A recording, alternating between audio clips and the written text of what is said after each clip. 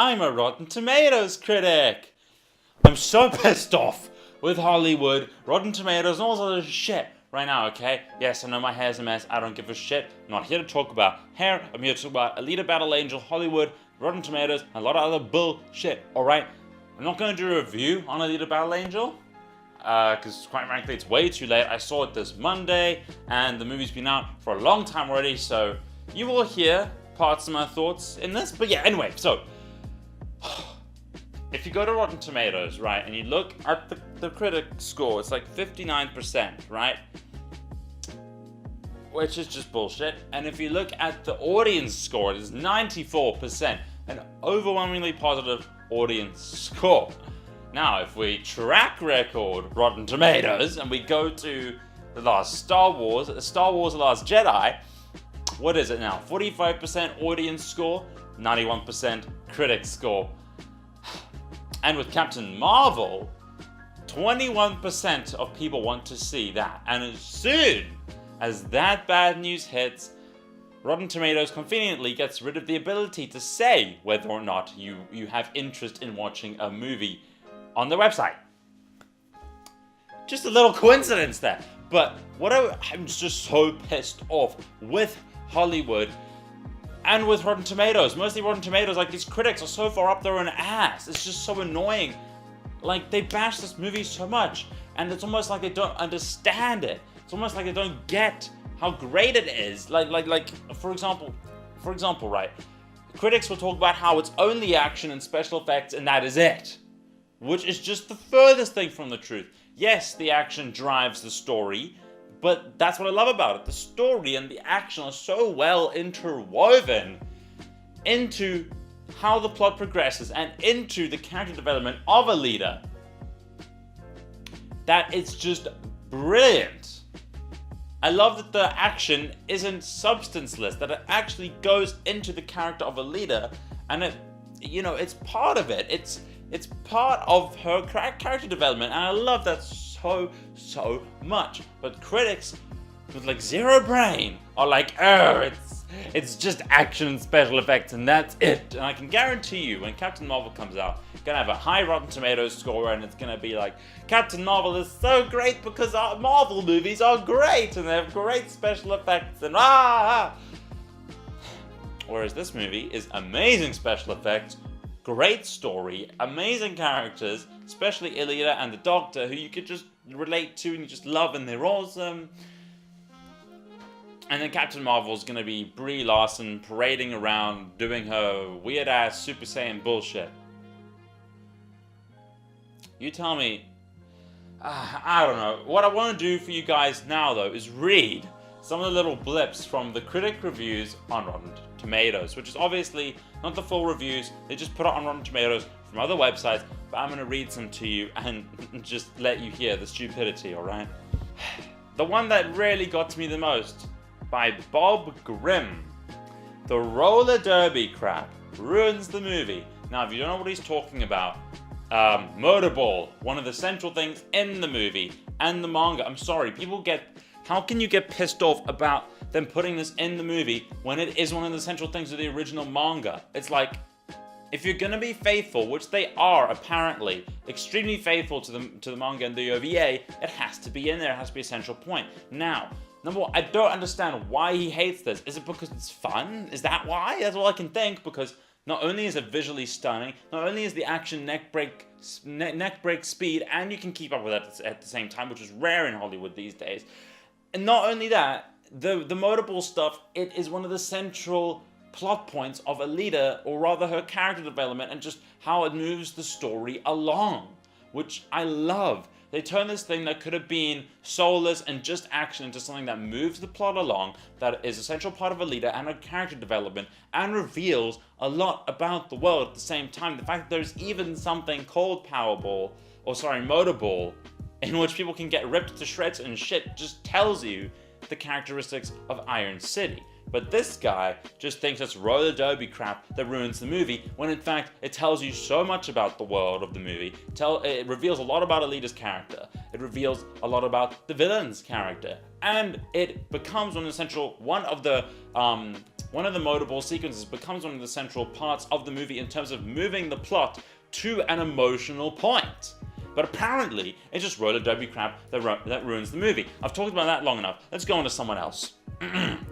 This results in a film whose director and protagonist have something in common. They're both pretenders, not the real deal. Okay, I don't see how James Cameron isn't the real deal.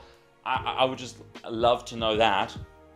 Number 2, I guess they're making a little joke because Alita is CGI, and it's like, yeah, but it's a performance capture. If you watch their performances side by side, it's actually kind of scary how much of the original actress's performance stays intact with the CGI version. It's like, it's crazy, and that's why you buy into it in the movie, because even though you know it's CGI, it just looks so damn good. You know, and you just buy into it because the performance is just that amazing. Like, they make a CGI character, well, a kind of CGI character, interact with her actual orange, for example. Like, is that not amazing? I think it is amazing. Alright, next one. The film fails to present a cohesive narrative to anchor its visual splendor, giving the audience plenty of entertaining sequences but little to root for. Now, I disagree with that wholeheartedly. I think the splendor and the visual effects work so well into the story that is remarkable. For example, in the fight scenes, Alita in those fight scenes usually learns about herself and her past, and it unlocks things about her. It begins to get rid of her naivety, and it advances her character. You know, it's so great for her character development. I cannot think of one action scene in this movie that was unnecessary. Every action scene in this movie revealed something about a character, either pushed the character forward in character development or created something emotional towards the story. I'm not going to say the action scenes that did that in detail because you should see it for yourself, and I don't want to ruin it for you. But my overall point is none of the action scenes in this and none of the visual splendor was pointless. For example, one of the biggest points of visual splendor is the whole world, you know, Iron City, and then the one above that is like much more metropolistic and like really fancy and all this other crap. But that visual splendor already sets the tone for the world that you're in, and at the same time, it also really just looks beautiful. So not only does it look beautiful, it really serves towards the story and the world building. That's another thing. This movie's world building was amazing. And then you have one of these snob ass critics telling me, or us rather, that it just looks like a District 9 ripoff. I'm sorry, if you think that because something's in the sky, which by the way, the thing in the spaceship in the sky in District 9 was meant to be really dingy, and then there's something on the ground that is also fucked up. Apparently that means it's District 9. Like, can you look a little bit beyond the surface level, please? Like, how is that person even a critic? How's that person even employed to be a critic if that's all they see? Like, no, that's bullshit. That is absolute bullshit, and I honestly would expect better from a critic. That's one of my big problems with the critic reviews. They all seem, not all, but the ones that are negative, seem to just look at the surface level of Alita Battle Angel. Like, they'll go like, oh, the visual effects are good, but there's nothing else besides that. If there's nothing else besides that to you, then you are dumb. I'm sorry. I mean, I can get if it doesn't appeal to you, that's different. If, like, sci-fi and all this other shit isn't for you, that's different. But if all you see is the visual effects and you don't get how the story and the action work together so well and complement each other so well and make each other like they layer onto each other, if you can't see that, then you are just how can you be a critic? My friend, who's even less into movies than me, who loved the movie, could pick up on how the story was supported by the action, how the action built upon the story, and how the action and the story were so interwoven at times that it was actually brilliantly written in that sense. And not even that. This is literally such a faithful adaptation of the manga and the OVA that if you're going to talk shit about this, which is basically just a faithful adaptation, then you, by extension, are going to have to talk shit about the manga and OVA, which is critically acclaimed, by the way. Because it's basically the same exact story. That's the other thing. People say that this is too cliche at times. And yes, there are a couple cliche moments. But what I always like to say is cliche for a reason, you know? The only things that are cliche in this movie are things that everybody goes through in their life for the most part, alright? Like, and it's a big part because of the naivety of Alita's character. She's meant to go through these cliche things because she basically had amnesia. And she's at like that teenage phase, you know, it's cliche for a reason, and the cliche isn't done badly. So people complaining about one or two cliche moments in this movie, I don't get it. I really don't get it, like, because there was other stuff in this movie that wasn't all that predictable. But no, we're just gonna focus on the things that a million other movies do. Star Wars movies, Marvel movies, which apparently we're just gonna ignore the cliches in those movies when it's Star Wars or Marvel. But as soon as it's a not necessarily a new IP, but as soon as it's a new live-action movie that hasn't been made to live-action, as soon as it's a new, innovative thing with some cliche, we're gonna point that out so much. Even though it's fine. There's nothing wrong with the little bits of cliche that are in it, because everything else is really good and pretty damn new and fresh. I don't see how that's basis for any sort of real criticism, to be honest. Okay. This is another one that really got to me.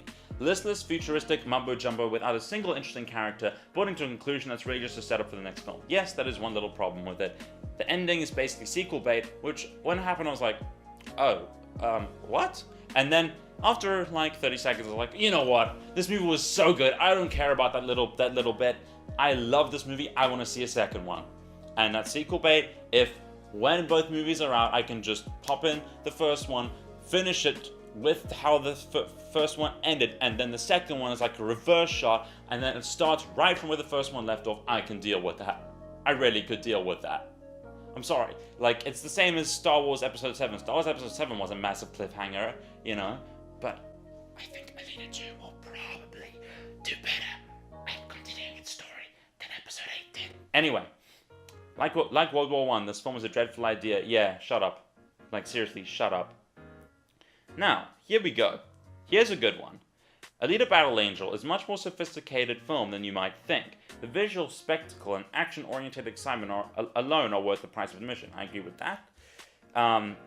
But this one is really great. I like the main character, even though she's pretty sketchy. I like Ido too.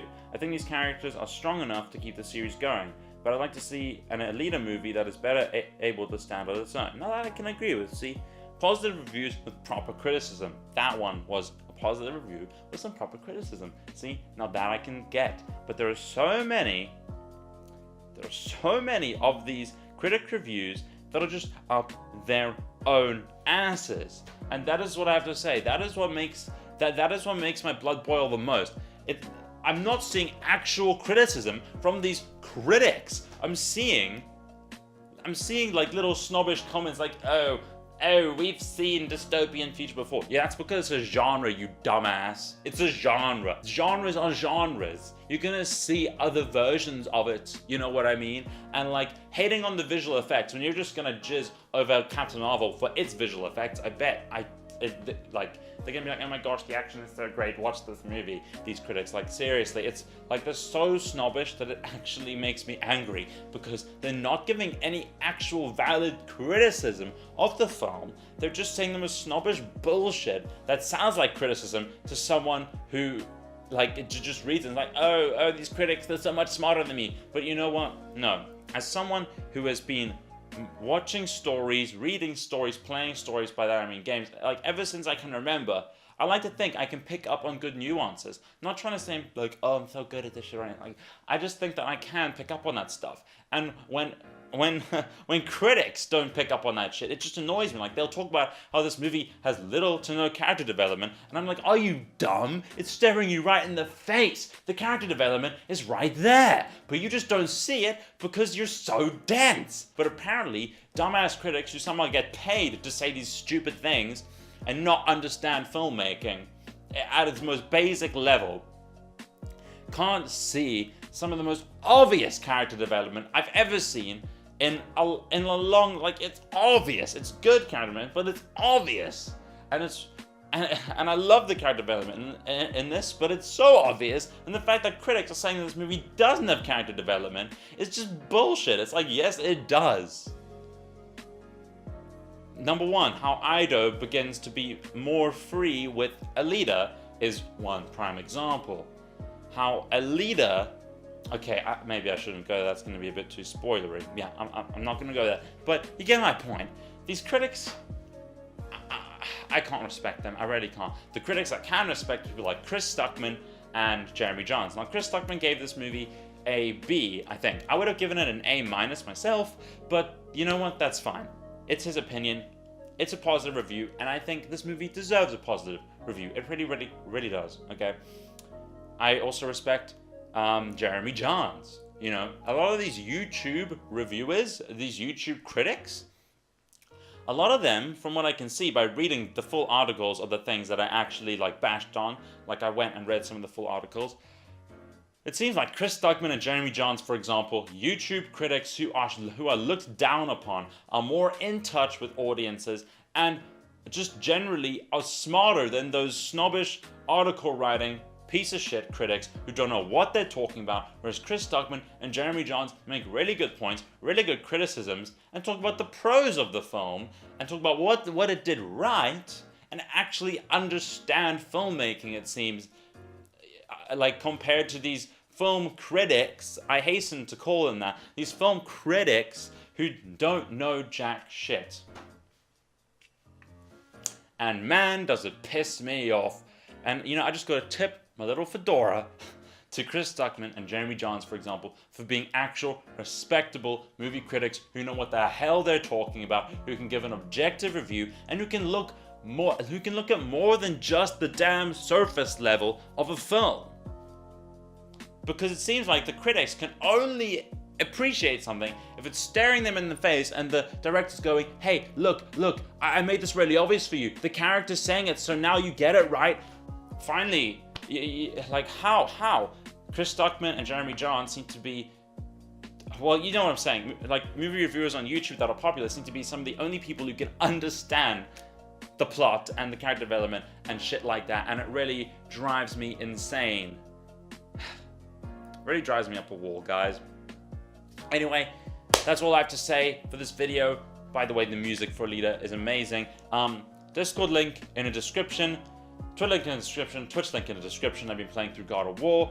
Notification bell would be the most appreciated. Also liking and commenting what you thought of the video. Maybe I was too inflammatory, I don't know. I didn't expect to get this angry, but I did get this angry. Anyway, this has been the Randy Andy Show, and I'll see you in the next one. Fuck those critics! Seriously!